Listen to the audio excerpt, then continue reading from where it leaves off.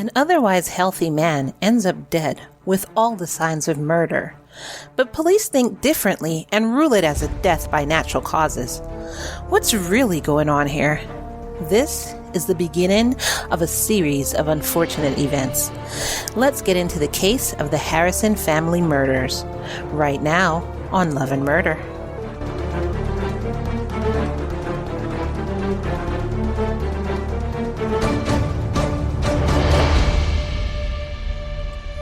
Good evening, everyone. Welcome to a new episode of Love and Murder. We are back. We took a week off due to moving and a lot of stuff that was going on. If you want to find out what happened, head on over to our Facebook fan page and it'll tell you exactly what happened, why we had to take a week off. Anyway, Love and Murder is a weekly true crime podcast discussing relationships gone terribly wrong. And when I say terribly wrong, Char, how wrong do I mean? Dead as a doornail. I don't know who came up with that, but these people are dead. I mean, doornails don't move. Maybe that's what it is. I don't know. Maybe it's rigid and because it doesn't move. I don't know. Anyways, I'm your host, Ky, along with my co-host, the illustrious, the one who just moved into a huge house, the one who just curled her hair. It's Shalash. Yeah, so Ky, I love it. Ky Ky bounces off of the most random things that I say. And I just got my hair curled for the first time in, a year or something. So I actually went to the hairdresser. Woohoo! Shirley Temple curls all over. I have two thumbs up. Anyway, Thank you. Our show discusses true crime cases told in the form of a story with mystery, suspense, and just a little bit of humor sprinkled on top. But what, Char? But never at the victims, only at the expense of America's dumbest criminals, Ky. And I mean dumb. Oh my God. When you hear this story tonight, you'll find out where this humor is coming from. Oh my God. Anyways. Download Good Pods and subscribe to Love and Murder over there, as well as check out other indie podcasts. Good Pods is good for iOS and Android, so you can listen on the go. Tonight, we're talking about the mysterious case of the Harrison family. This case is going to be told a little bit differently than we normally do, so it's just a tiny, tiny bit different from our normal format. And the fun part is, which I'm saying fun in a totally sarcastic way, because I know y'all are going to be like, Ky, why? It's murder, Ky. How could you be so insensitive? Well, that's not what I mean, but you'll hear what I mean. I'm saying it's fun in sarcastic, because y'all are going to be so mad at me. But the fun part is, it's going to be a two-parter, so I'm going to leave you on a cliffhanger for a whole week. We love cliffhangers here at L&M. We do. Something to look forward to, for the next week. Well, just real quick before we continue on, the research for this, oh my God, the notes that I have is like 20 pages long, so that's why it has to be a two-parter. It's insane. My head is still spanning at 20 pages. It's like a lot of information to research. Yeah. So anyways, before we begin, I'm going to give you my weekly reminder to listen to our last episode, The Case of Valerie Rosario. This case was a really, really short case because I did it by myself while Char was moving. So this case was of a woman who met a stranger from Instagram and basically what ensued after he came over to her house. You have got to listen to it. It's only about 20 minutes long and it's called Instagram Nightmare and it's episode 51. So go ahead and check that out. And so Ky, are you saying I shouldn't date on Instagram? You're making me quite nervous right now. Should I be concerned? Listen to that episode and find out what happened and then you make your own decisions after that. You guys heard it. You heard it here. Just be careful. And in our exclusive community, we have a bonus episodes of getting to know the hosts, getting to know you, getting to know I'm done. About you. Char and I answer questions that are supposed to be deep and get to the heart of who we are. So far, we're actually getting rave reviews about it. We weren't really sure, about it, but everybody likes it. We test things out here, to see what you guys want. So if you want to get to know about us better, then head on over to our exclusive community in Patreon at www.patreon.com/love and murder and join us over there. Later on, I'll tell you more about what you get from joining this community. Now, on to the case. On April 16, 2009, an otherwise healthy 64-year-old man was found dead inside his home at 3635 Pitch Pine Crescent, Mississauga in Ontario, Canada. He was found inside his bathroom with signs of a potential crime. The man had a fractured sternum and markings on his neck. Regardless of this, police reported that the man had died of a heart arrhythmia, which is an irregular heartbeat that could cause death from a sudden interruption of a regular heartbeat. The only other problem with this documentation is that the man had no history of heart problems. This That is a mystery. is the beginning of a very peculiar case. Bridget Harrison was born in London, Ontario, Canada in 1946. She had an adventurous personality, and when she was 16, she got an apprenticeship. Is it apprenticeship? Apprenticeship, yeah. She got an apprenticeship at Stratford's Performing Arts Theatre. While working there, she met a stagehand named William Harrison, or Bill as he was known, was born in 1944 in Stratford. He was described as handsome and athletic, who loved racing cars and listening to jazz. Wow, that's like two different sides of the spectrum. I was just gonna say that's so different. Yes. Yeah, like racing cars. Like, Like, how do you usually even people who connect the like two? racing cars listen to like rock or something like that. Yeah. And then people who Maybe are even calm. country, but definitely not jazz, which is sultry, sophisticated, and worldly. It's just totally different. It's just really. I mean, I just more think of it combination. as I think of it as a person who's more calm and into like calm stuff. They listen to jazz. I don't know, but he actually loved jazz because he grew up in a household of musicians, which now makes sense. It sure And does. fun fact, his great-grandparents escaped slavery in Virginia in 1837, made their way to Canada using the Underground Railroad, and No launched kidding. a business called Harrison's Beauty Parlor, which Bill's father still ran when he was born in 1944. Wow. Isn't that crazy? That is so that would interesting. That would make him literally 77 right now. Yeah. 77 years old if he was still alive today. Yeah, but That's a long time ago. yeah, Oh, but wow. it's just like it wasn't that long ago that they escaped from slavery in Virginia. Yeah, well, no, that part I didn't get because I thought it'd be more like 100 years. So that is interesting. 1837. 200 years? I mean, we're not going to do our love and murder math tonight. We're not doing that. We're not doing that because I can't We're math. just not, and- our brains are not going to process all that right now. No. So anyway, 1837 is when they made their way up to Canada. Okay.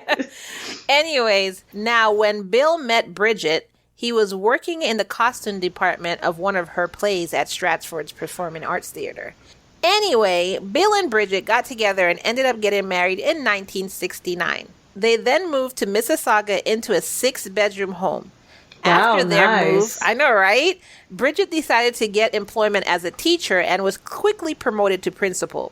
So she changed her career path from, being on stage to becoming a teacher. Yeah, like entertainment and exactly arts, to the teaching. arts. And then she was really good at it, and she became principal of the she's entire like, school. I'll stick with this career. Yeah, and then I think she just really liked it, liked helping the children and everything like that.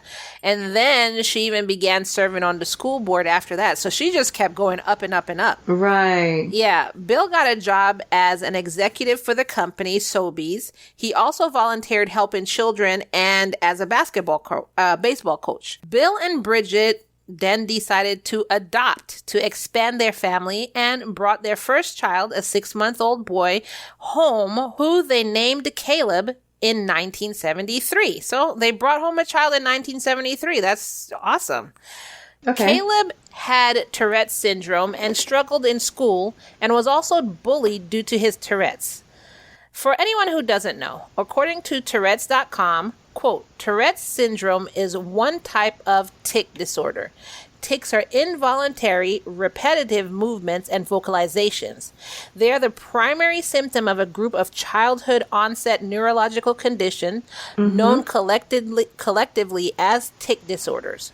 I know some people think that, anybody with Tourette's, all they do is curse and curse, and that's not even it. They It's could not, just be, no. it could just be their eye twitches. They move a lot, it could be anything. My son did that when he was 5. Wow. He outgrew it, but he did, yeah. But he would get excited and nervous, and that's exactly what it was. But he hasn't done it since, but it's definitely more so when you're a child. But, it's just a lot of diseases, people don't have information, so they just make assumptions. But you know what I was wondering? If you adopt a child, are you aware, or is it something that just sort of set in once the child came home? I mean, for some children, you're aware because they're aware, and some people don't know. And then in a rare occurrences, the place won't even tell you because they're scared that you won't take the child. You won't take the child, and they just need to get, so many kids adopted. Exactly. Oh, wow. Okay. So, but it's the same as, having your own kid. You don't know till you have a kid. It's not like you can find out. And even how many tests the doctors do, they don't know until your child is born.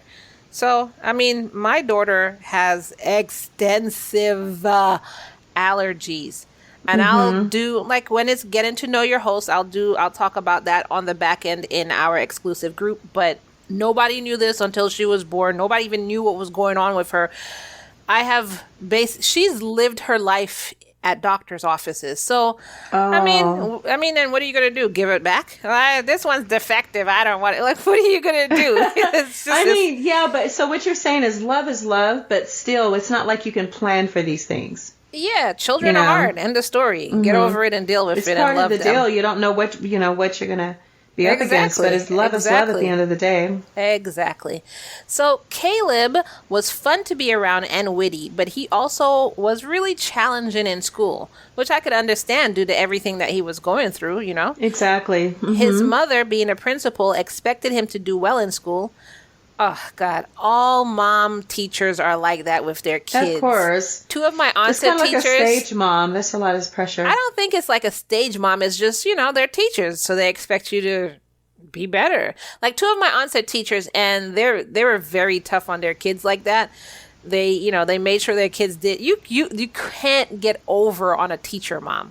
Like saying, the report cards didn't come out yet, or I don't have no, you can't get over on a teacher mom. So yeah, my mom's a teacher too. So like a school teacher, she was for many years. And trust me, I get it. But do you think your aunt's kids your cousins came out like excelling in life, in school initially, and then so what do you think? So one aunt has 3 kids. 2 of them became doctors, and one of them is doing really well in the military.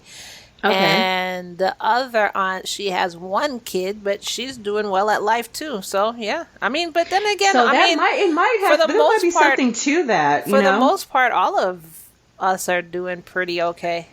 None of us are bums that I could think about. Okay, well, that's good to know. Once again, getting to know you. You guys definitely go over to Patreon and subscribe. We just had to put a plug in. Yeah, right. Anyway, although Caleb loved Bridget and vice versa, their personalities often clashed. However, Bill, the peacekeeper with his jazz-loving self, was always there to come between them. Bill had a really, really calm character, and he was not known to lose his temper. Oh my God, I wish I could do that. So this had a flashback of your temper. This is the kind of person that people who have similar hot personalities need between them.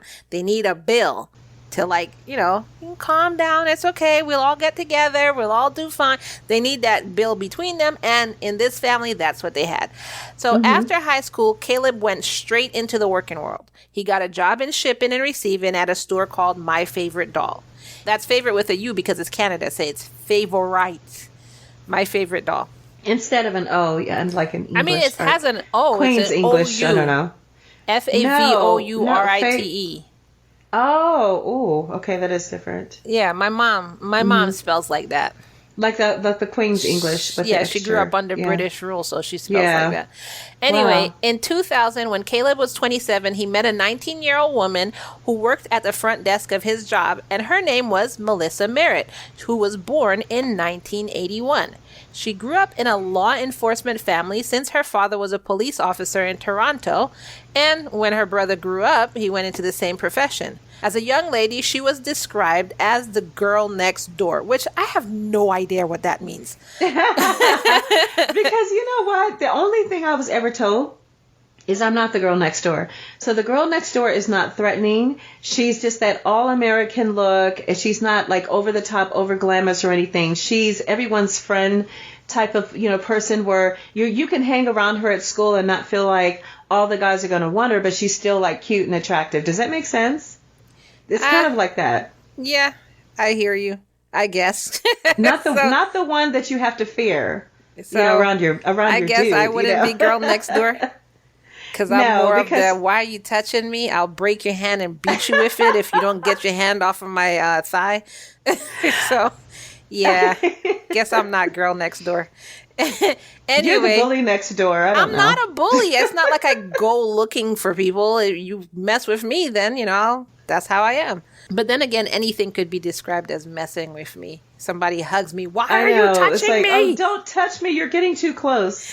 Anyway, she was described as the girl next door. She loved animals and, she dreamed of having a family, the whole house with a white picket fence and 2.5 kids, which I still haven't figured out in all the years of my life what the half a kid is in that equation. But anyway, that's what she wanted. No, that means we're pregnant. So you just stay pregnant because 2.5 kids? Yeah. You're always in the middle, somewhere.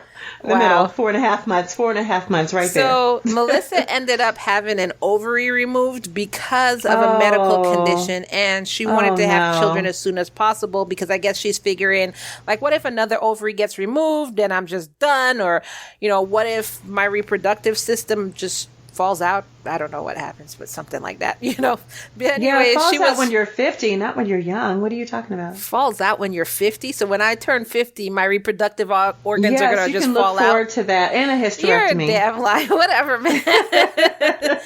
Anyway, so yeah, she was just worried about, more issues arising and being preventing her from being able to have children. So she was like really in a hurry to have children.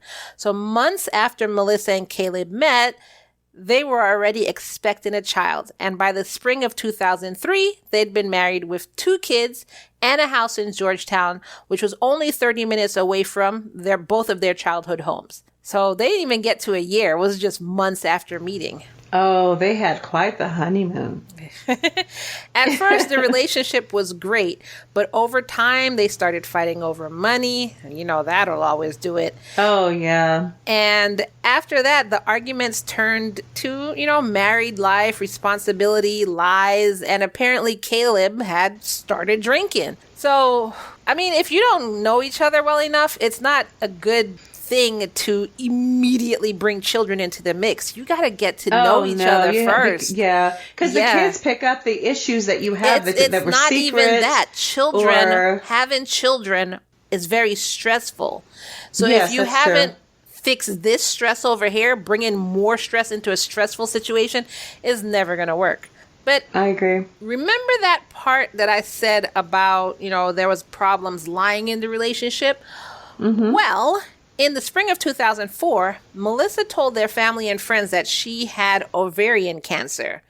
Quote, oh my gosh, that's terrible. I admit to embellishing a health problem and causing concern for my and Caleb's family. I was being treated for a cyst, and I embellished the situation, which resulted in my and Caleb's family fearing that I had cancer.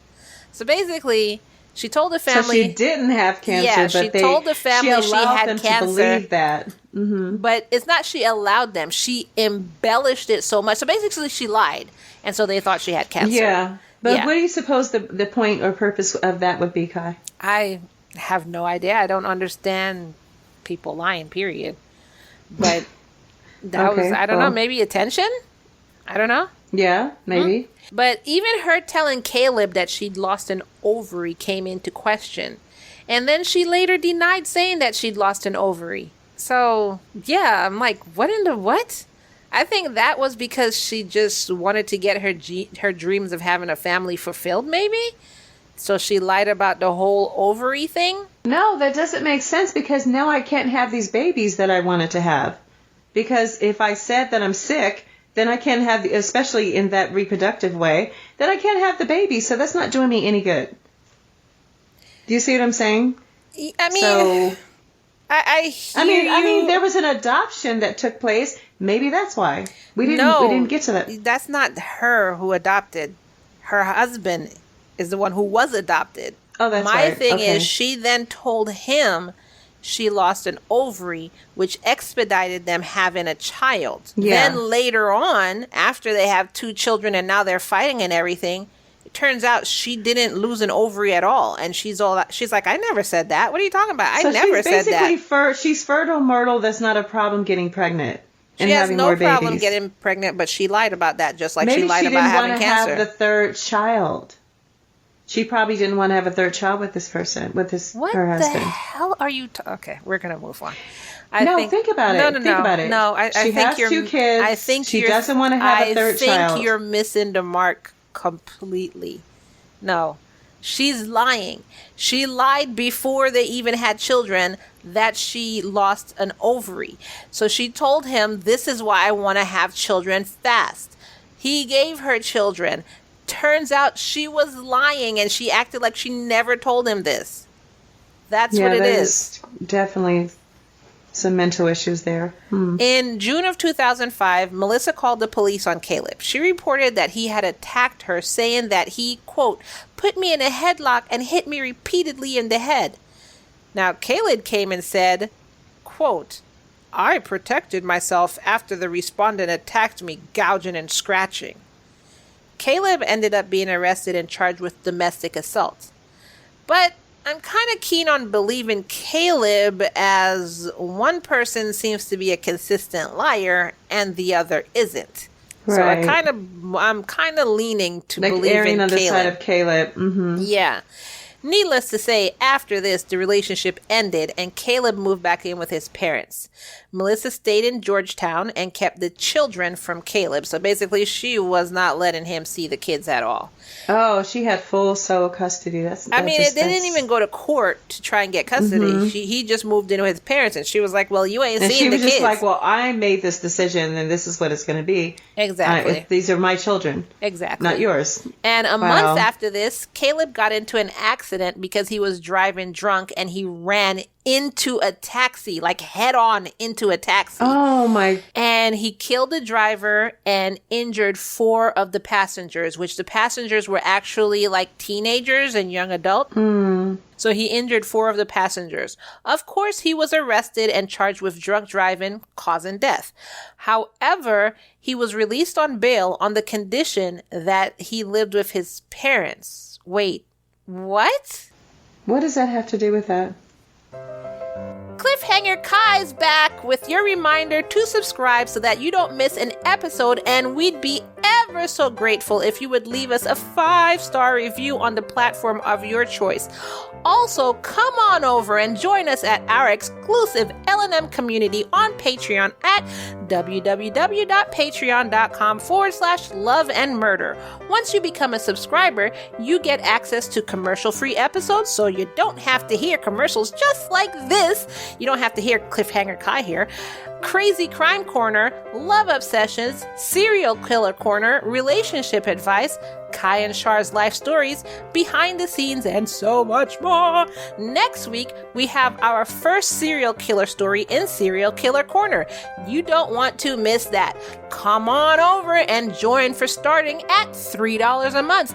Don't miss out. www.patreon.com/loveandmurder. And if you're listening to this on YouTube, we'll give you 5 seconds to subscribe. Count to 5 and you will subscribe. 1, 2, 3, 4, 5. You've subscribed. Hopefully. And now, back to the show. Instead of going straight to trial for murder and drunk driving, nothing happened. for like months. So his defense lawyer was unavailable. This is like, just listen to this, Char. This is crazy. And LNMers, listen to this. Oh my God. Okay, strap in. First, his defense lawyer was unavailable. Then the judge got sick, so the trial was delayed for a year. Whoa. What did this dude have? Like, so the judge caught a code and everything is shut down. Dude, like for a year, they were like, all right, he has to be 100% better. We have to make sure no sniffles, no boogers. Come on. Right. We got to test him about 6 times. And then when the second trial date came up, his attorney was, quote, unavailable again. What the hell is going on here? Talk about luck, God. That's and then luck. When the trial finally started, the court, which the court is called the Crown in Canada, realized that they hadn't sent oh my God. They realized that they hadn't sent out the summons to many witnesses. So they had to delay the trial again. What's going on here? What the?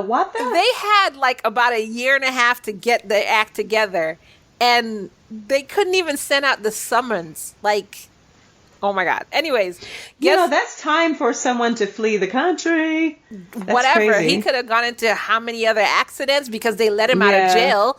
Like, anyways, guess how long it took for this to finally start going to trial. How long do you think? We're already at year 1. I'm going to go on a limb. I don't know what our listeners are going to say, but I'm just going to go on a limb and say either 3 or 5 years. Well, you're there. Finally, after 3 years, Caleb's lawyer filed a motion that his charter right to a speedy trial had been violated, and he stated that the case be dropped. This is what he was requesting. So I waited so long, we shouldn't even have this court case at all. He was like, look, we need to just, Yeah. For those who are not Canadian and who are wondering, the Canadian Charter of Rights and Freedoms sets out those rights and freedoms that Canadians believe are necessary in a free and democratic society. The Charter is one part of the Canadian Constitution. So that's what that is. However, this motion was dismissed. Dude, I would have been ultimately surprised if they granted it. Oh yeah, motion granted. Yeah. Like, I would have been like, what? I'm moving to Canada. Like, why are we having this trial? It's taking too long, so let's just forget everything. There's a murder. Oh, it's okay. Let's just kind of brush under the rug. Yeah, right?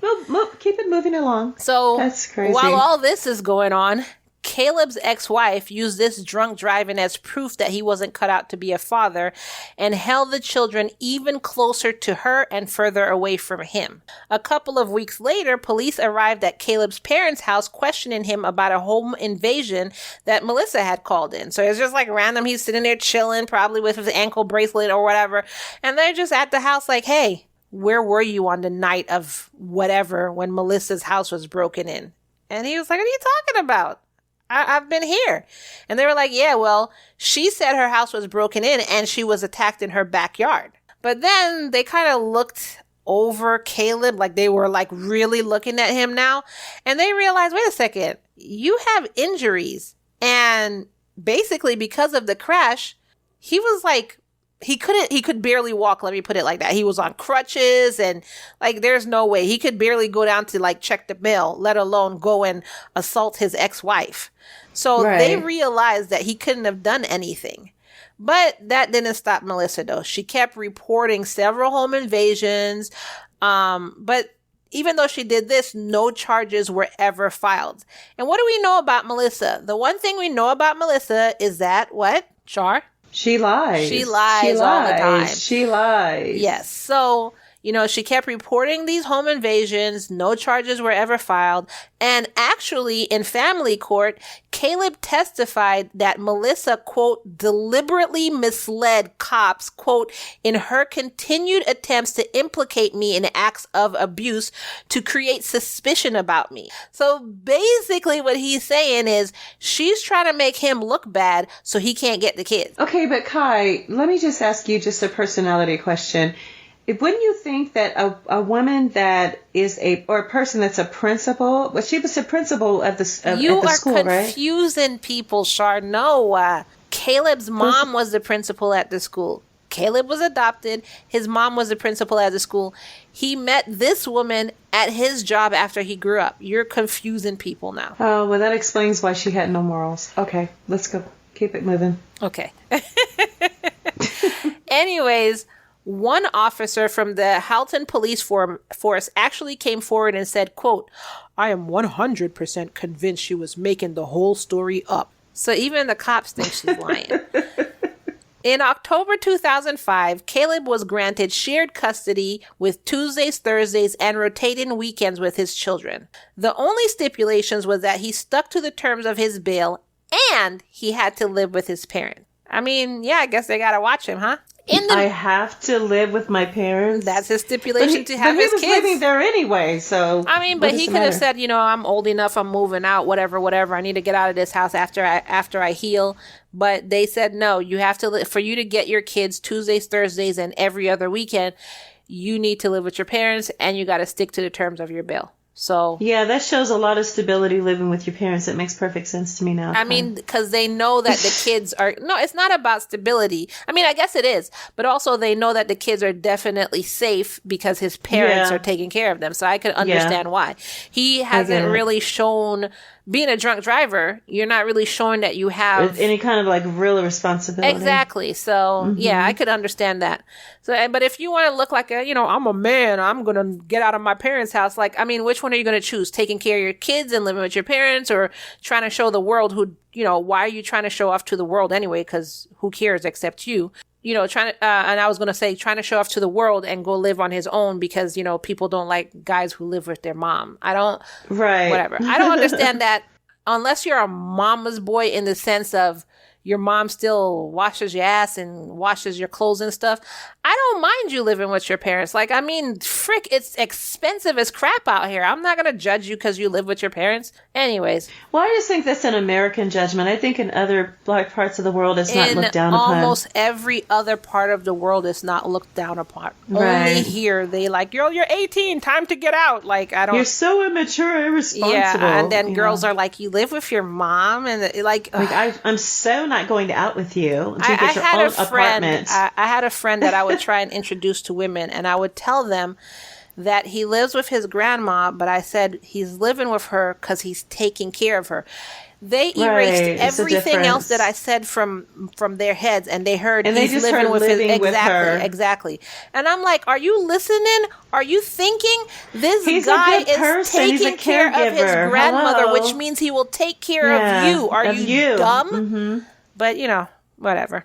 So I don't judge people. I look at the situation. If you're a moocher, then no, that's different. But if you're actually living with your parents because you're trying to get your life together, you're saving up for a house, you're building a business, or you're helping to take care of your parents, I'm not going to look down on you. So, anyways, people need to listen to that. I agree. In the meantime, like I said, Melissa still kept filing complaints against Caleb and now his parents. So she filed with the Children's Aid Society and the police. She would allege that Caleb mistreated the children, that his parents neglected her daughter, and that she had to accommodate both Caleb and his parents' work schedule. She also said that Caleb would just dump the kids on his parents and not care for them. She actually filed 5 claims throughout a 2-year period. Like, dude, oh my God, why don't you just get along with him so you can see your kids and just leave it alone? Although she kept filing these complaints, nothing ever came of them because really nothing could be proven.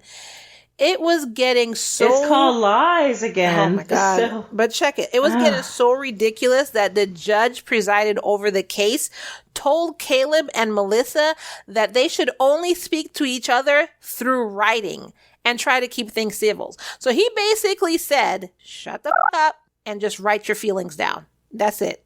That's bad. Now That's bad for a judge that it has to be, like I was about to say, it has to be bad for a judge to be like that. Y'all are acting like kids, and I'm going to treat you like kids. Basically, that's what he said. However, if you thought this was going to deter Melissa, you would be wrong. So wrong. All this did was make her an exceptional writer. Like, she became an author level writing.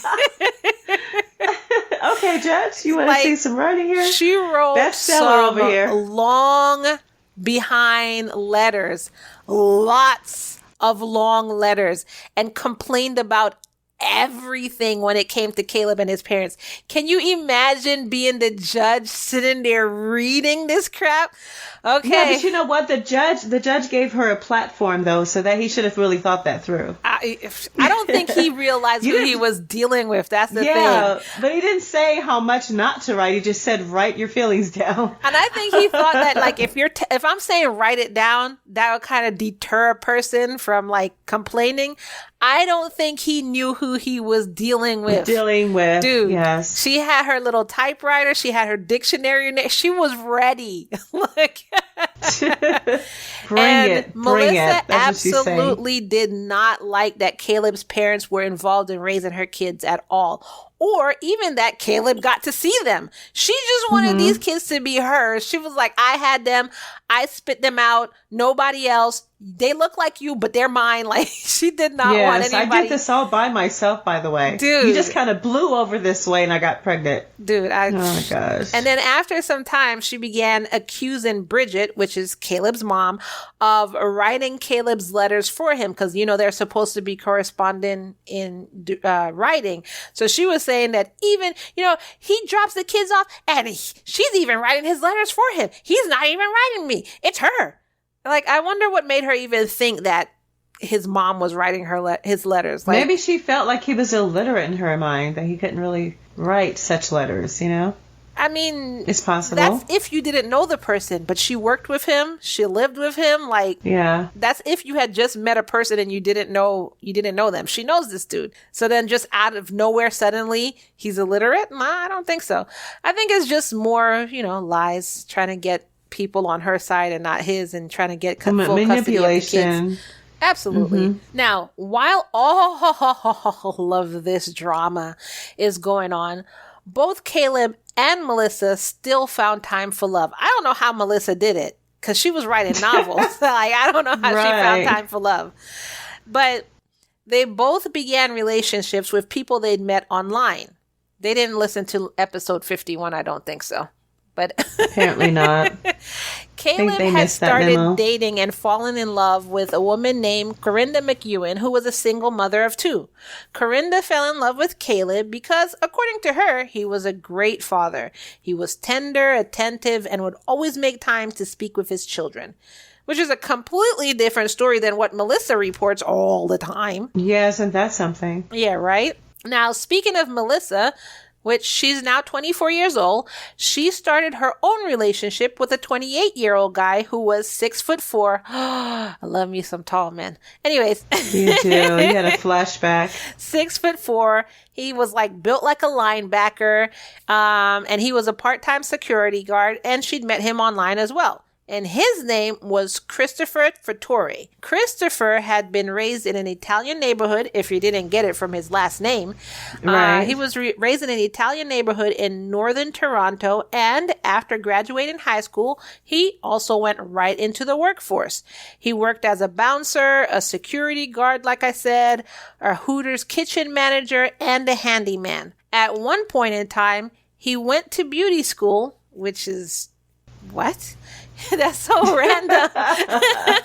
They just threw that in the mix. Beauty school. Yeah, he was just like, eh. But maybe back then that was the thing to do for men. He was like, I need to broaden my horizons. So, you know, I beat guys up for a living, but now I want to make them look beautiful. Hey, so he decided it wasn't for him and dropped out. He actually had his motto for life tattooed on his left arm from his elbow to his wrist. And that motto said, "Only the strong survive." Yeah. But that's why I'm trying to connect the beauty school. That's why it didn't work out. Like, I'm just going to learn how to polish nails. He's doing your hair. He's like, yeah, girl, you're going to look pretty, beautiful, but only the strong survive. The strong survive. Pain is just fear leaving your body. Like, okay. So can I get my hair colored then? Yeah. Anyways, Melissa loved how he was with her and the children. According to her, he was protective, loving, and attentive. And the icing on the cake for Melissa, she was like, when she found this part out, she was like, oh, I want your babies. The icing on the cake was that Christopher hated Caleb too. She was like, I found him. He's the one. Now, Melissa and Caleb had never actually divorced. Like in all this time, they never actually divorced.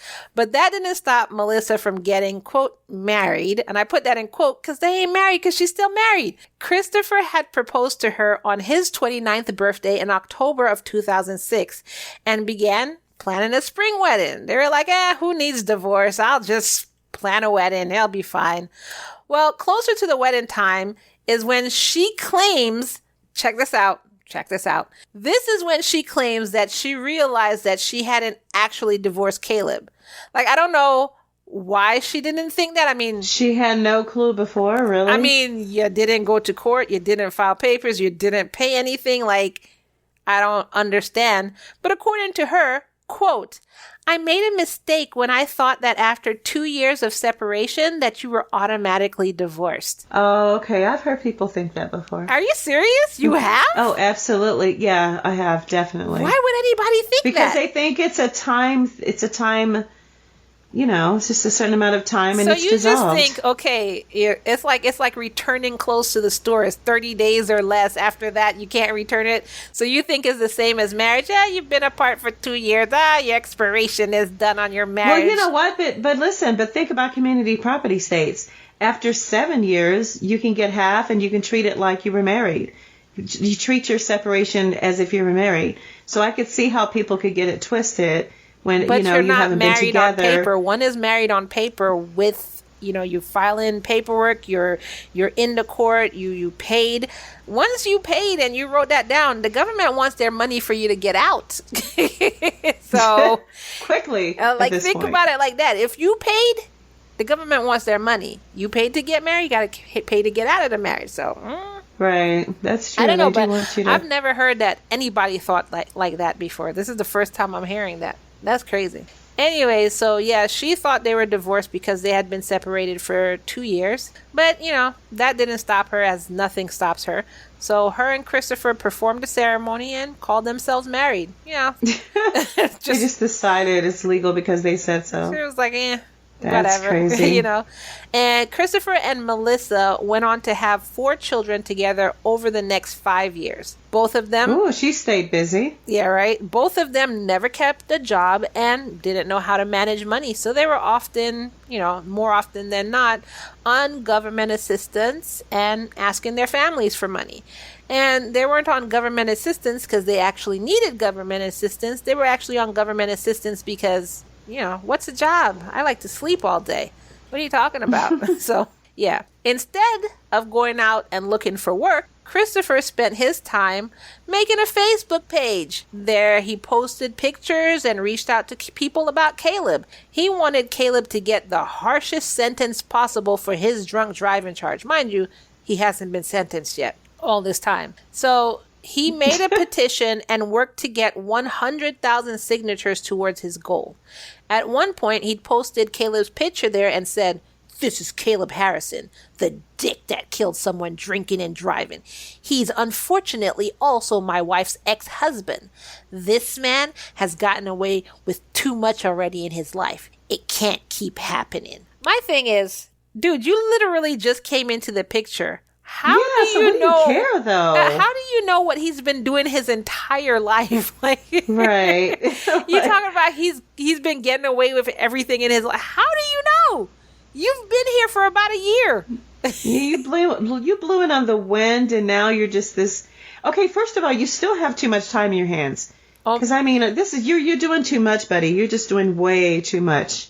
Way too much. This guy should creating be out. Pages and harassing. And why am I doing this again? My thing is, why aren't you out getting a job? Right. That's what I want to know. Mm-hmm. But anyways, one day in December 2008, Melissa accused one of Caleb's parents of slapping their son and then just stopped bringing the kids around or allowing Caleb to come and pick them up.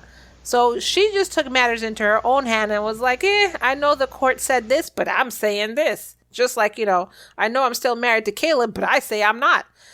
So right. It just depends on what she thinks for the it's day. just what she thinks.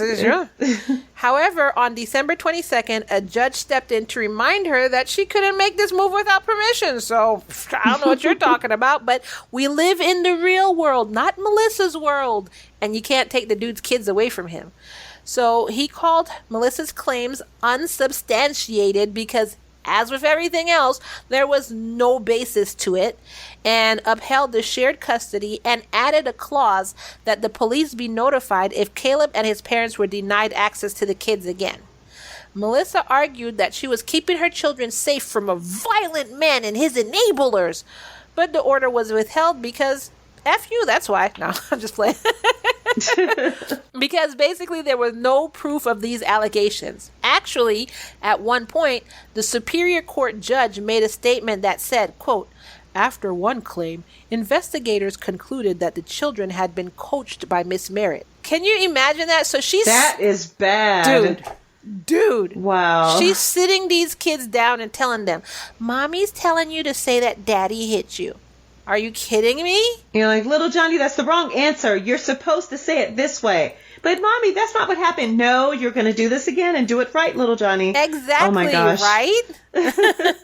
So not okay. So now she's bringing her kids into the lies. Mm-hmm. Oh my God. On March 9th, 2009, Caleb ended up being convicted. Finally. Good God. When did the accident happen? Y'all have to bear with me because I got to find out when the accident happened. Okay, so the accident actually happened before the commercial break and everything. For those of you, that tells us everything. For those of you who aren't on Patreon, it was before the commercial break. Let's see, when did this happen? Man, let's see. Da da da da da da da da da da da da da. Okay, so this happened, oh my God, in July of 2005.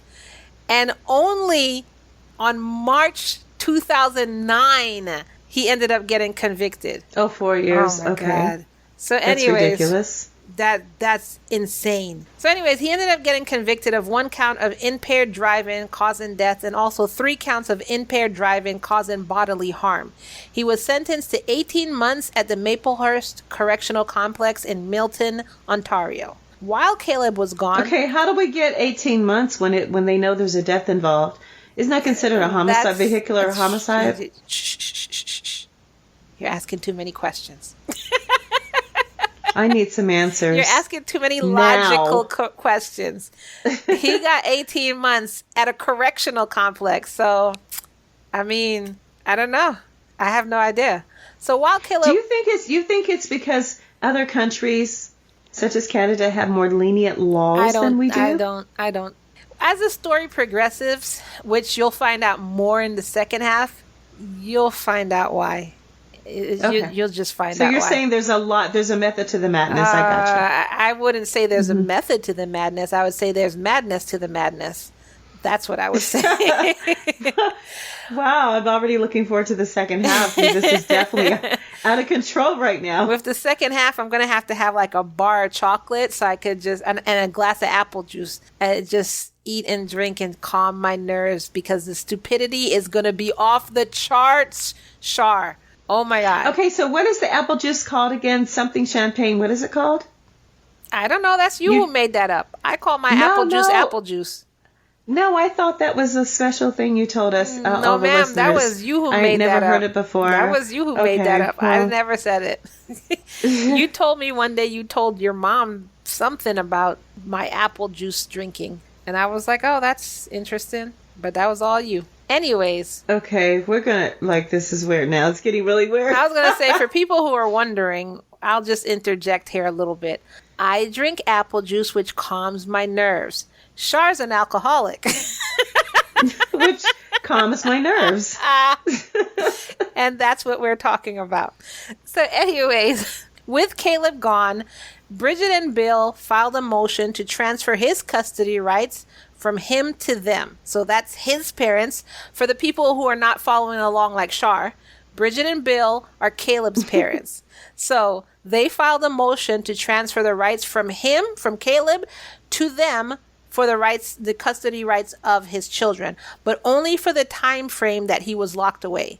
And in less than 2 weeks, the motion was granted, with the judge saying, quote, "It is important and in the best interest of the children to maintain the environment that they are used to."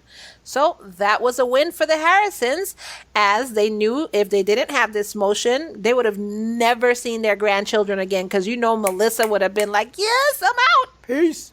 Yes, sadly. Exactly. So on April 16th, 2009, which is just a couple months after, not a month after Caleb went into the correctional facility, Bridget came home from a school board meeting. She pulled into the driveway around 9 p.m. and went into the house. But instead of hearing noise, it was kind of quiet. She called out for Bill but got no response. She walked around and saw he had a half-eaten dinner on the coffee table in the living room, but no Bill. She walked upstairs and checked her bedroom to see if he'd gone to bed, but he wasn't there either. So she came back downstairs and walked around just, calling his name. If you go home and you're expecting your husband, you're just going to, "Bill? Bill? Bill? Where are you, Bill?" Exactly. But he never answered. So when she came downstairs, she saw the downstairs bathroom and the door was closed, which was really weird because, nobody else is in the house. The kids weren't there at the time. She wasn't there. Why is this door closed?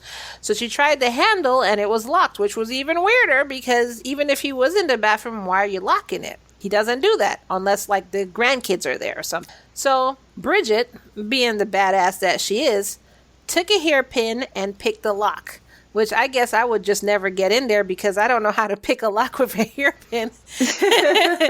But, and then she found something that she dreaded. Bill was sitting slumped over on the bathroom floor.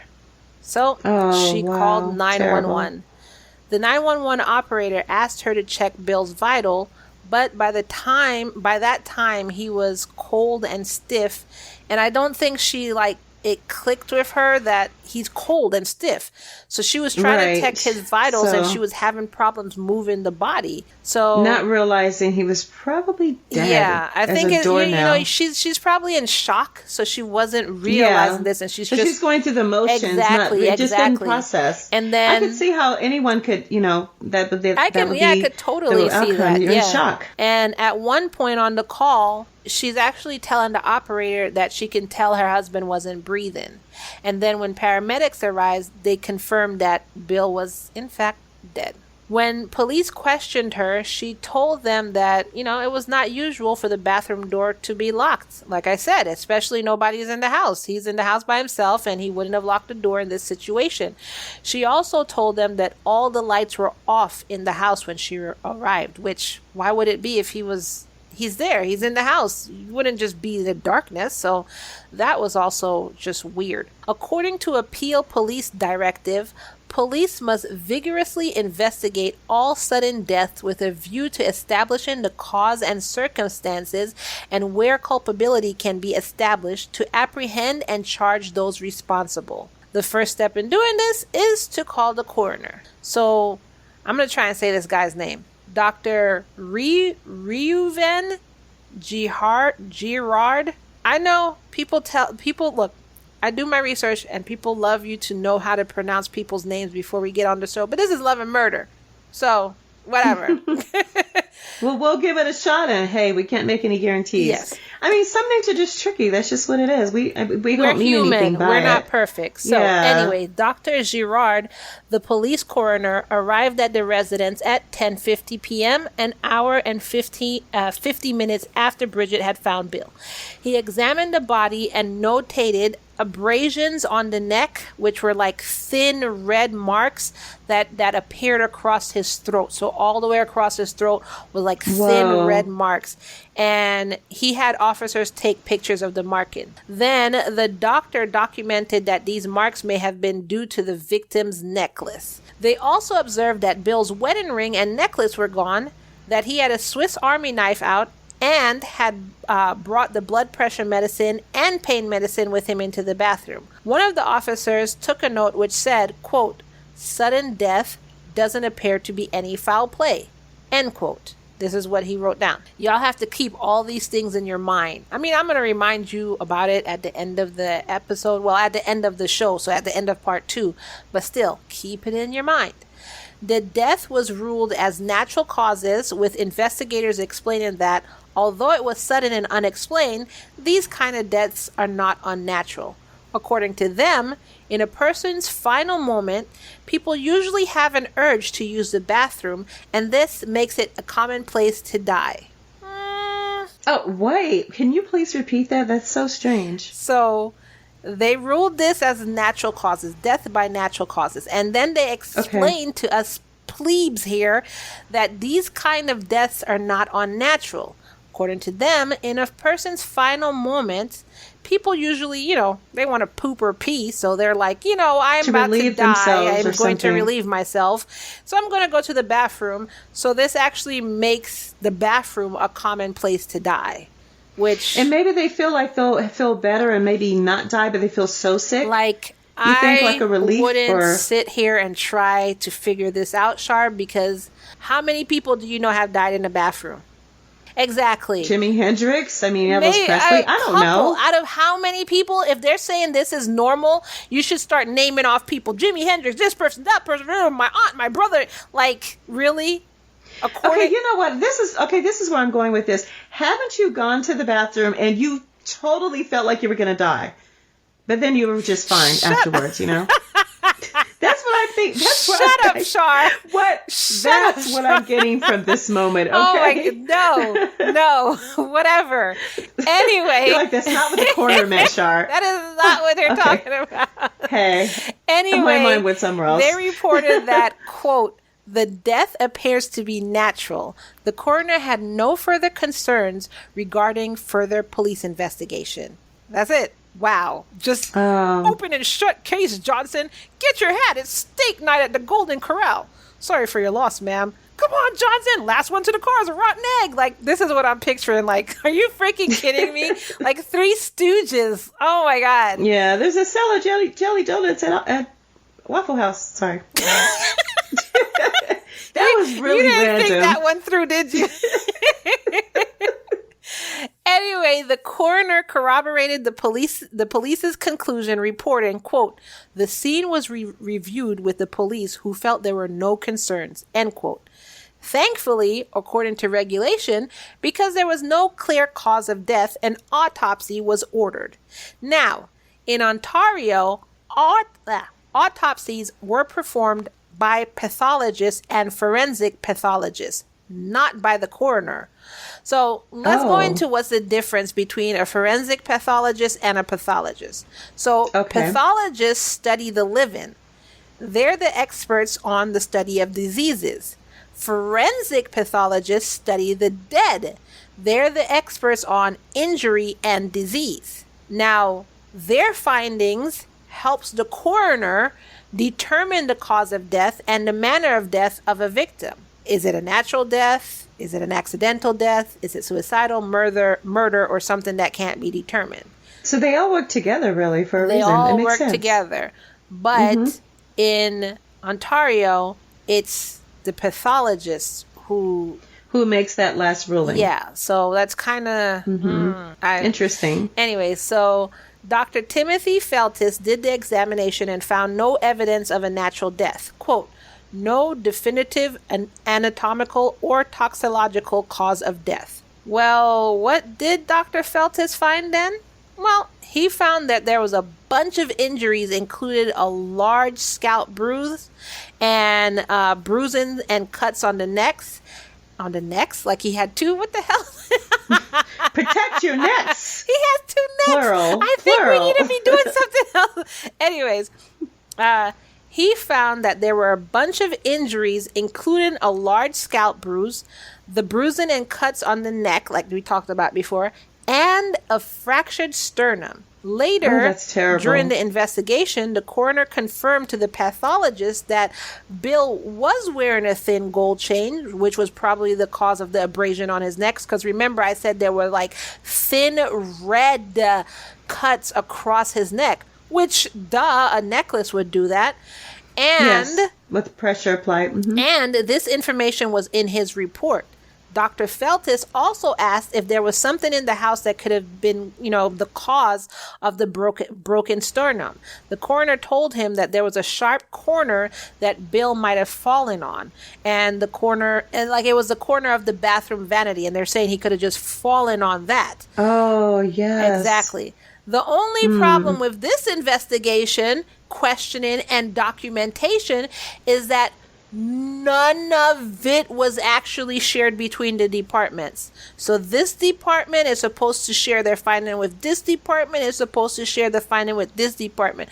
But every department had their findings and they kept it within themselves. That was it. The pathologist never showed his report to the police. The police never showed the scene from the photos from the crime scene, which that's supposed to be standard freaking procedure. So basically, Absolutely. The pathologist is doing all of this. He's doing the autopsy.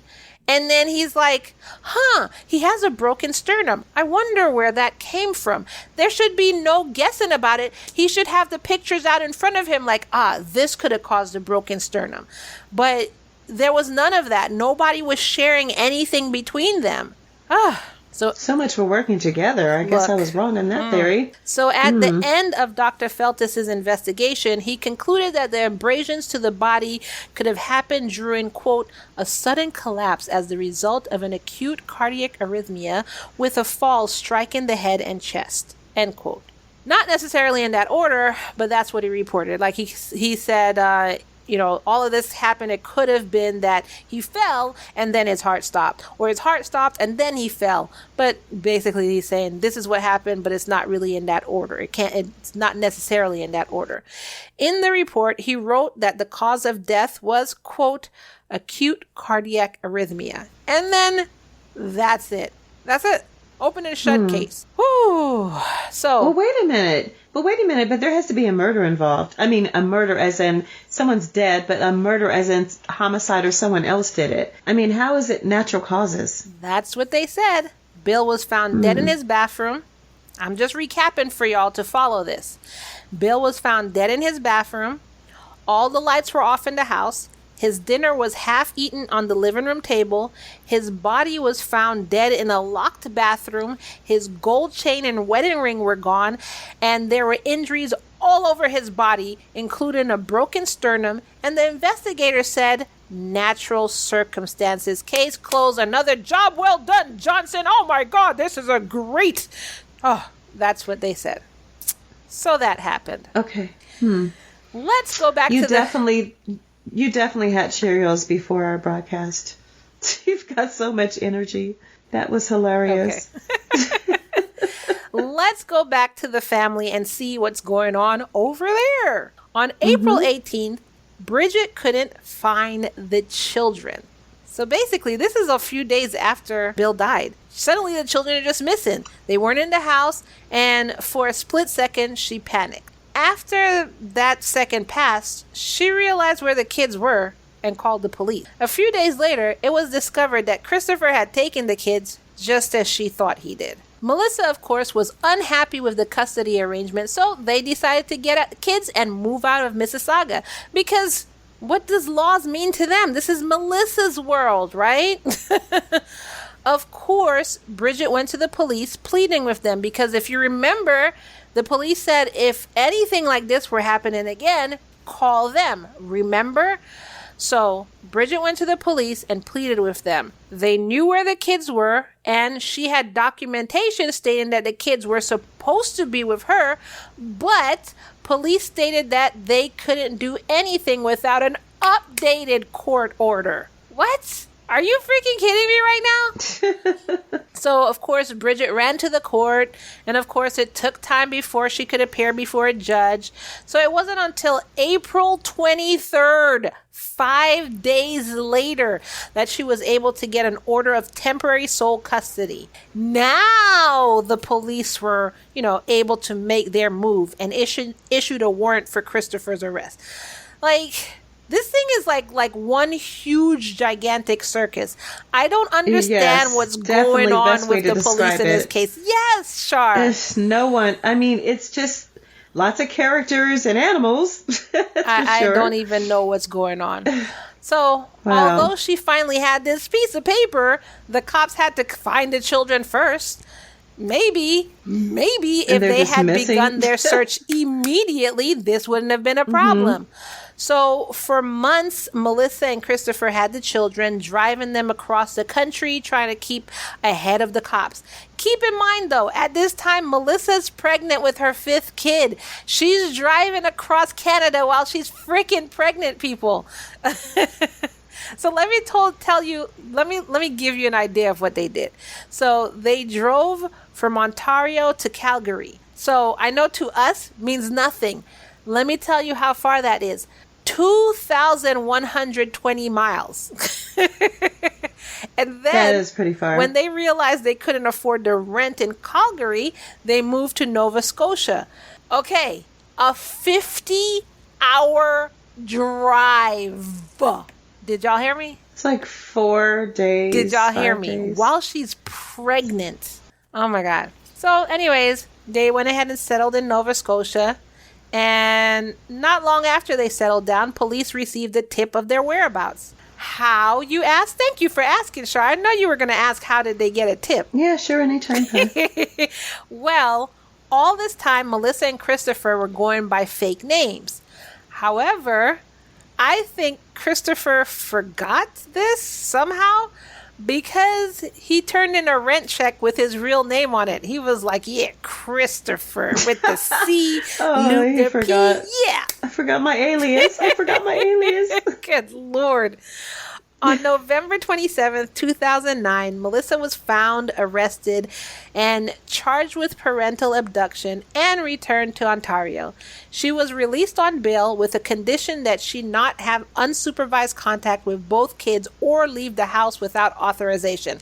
What do you think that's going to do for a girl who does not give a damn about the laws? About rules and laws. Exactly. Right. You have to remind her she doesn't make them up. Oh my God. So later on, after this, Caleb was released early due to good behavior. So now Caleb's home, the kids are home, and life went back to some semblance of normal. Can you imagine his father died while he was put away? Like, oh my God, I can't even imagine. On April 10th, Melissa and Christopher completely violated the court order. Shocked. I'm so shocked, Char. And drove over to Bridget's house. Melissa stayed in the car, which was parked further down the street, and Christopher went to the door and knocked. When Bridget answered the door, he handed her a letter and pictures over to her, and he told Bridget that he came to take the kids to school. As this is happening, though, Caleb came home with the children, saw Melissa down the street, like, isn't that Melissa there? Saw her sitting in the van down the street, and when he pulled up, he was like, Mom, Melissa's down the street in the van. This prompted Bridget to call the police, because she was like, Char, what the? And so she called the cops, and then Melissa ended up being arrested and charged with a breach of bail. Officers put her in jail for 3 days. On April 21st, the day before Melissa's abduction hearing, Caleb and Melissa's 8-year-old son came home from school on his bike. He put his bike up, like, you tie your bike, not tie your bike up, but you chain it up or whatever. And he opened the front door. And as soon as he opened his front door, he saw his grandmother laying on the floor at the bottom of the stairs. And this, folks, is the end of part 1 of the Harrison family murders. Let us know what you think of part 1 in the comments below. Also, control yourselves, people, and don't look up this case. Let Char and I entertain you. Wait for the conclusion next week. If you like this episode, then head on over to Apple Podcasts or Spotify and rate us 5 stars. You can also download Good Pods and rate us over there too. You can say whatever you want in the description, but it helps bring us up in the chart so others can find us just like you did. Don't forget to visit us on Patreon to become an exclusive member of the L&M community. You get commercial-free, full-length episodes of Mud and Lurders. That's the new name of the show. Blood and Murder. You get commercial-free, full-length episodes of Love and Murder. You also get bonus content like cases about love obsessions or cases about the craziest crimes.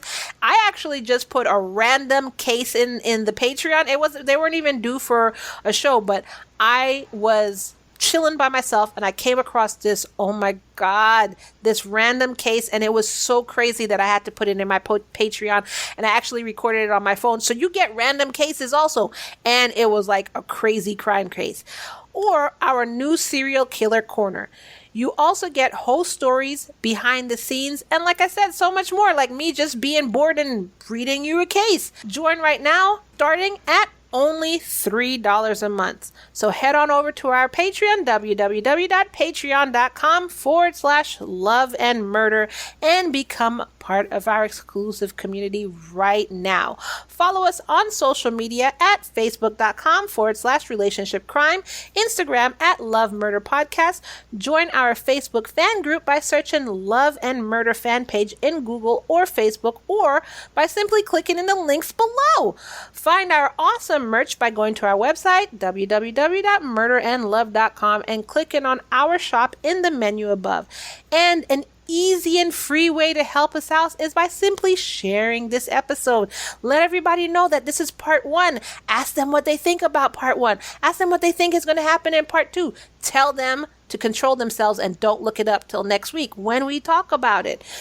But as we always say, we always end our shows all the same way because we love you all. So we remind you, it is all love and no murder, y'all. Goodbye. See you next week. Do not look up the case.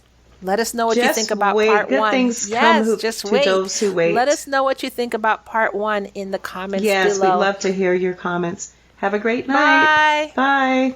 Bye.